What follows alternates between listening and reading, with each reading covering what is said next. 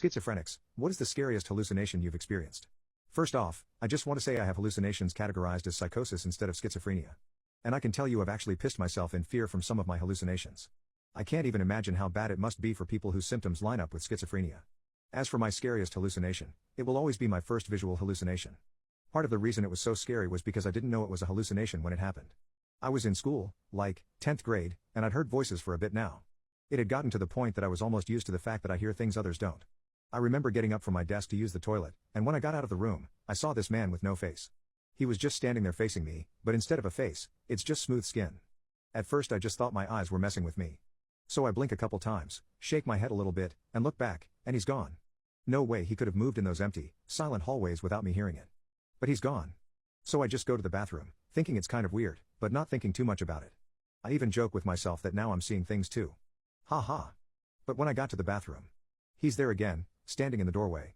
I stop and just kind of stare for a second, more curious than anything.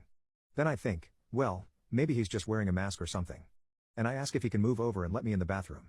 I'm hoping that he'll just move out of the way, but then this other kid comes out and asks who I'm talking to, right as he walks right through the faceless guy. I just stood there speechless, because what do you say in that situation? The kid looks at me like I'm weird, but then just walks away.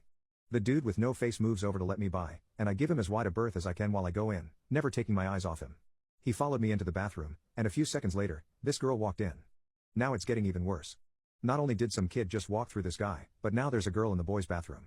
I begin telling her that she's in the wrong bathroom, when I notice that she doesn't have a face either. They both begin walking towards me, and at that point, I'm pretty scared, so I go and hide in one of the stalls and bawl my eyes out. 'Cause at this point I realize that I'm pretty much just crazy. I didn't come out until the staff came and talked to me. The two faceless people show up every now and again. I've since graduated and moved away from there, but they still show up wherever I am. They look scary, but they never do anything. So I don't know what to make of it. But that first time scared the crap out of me.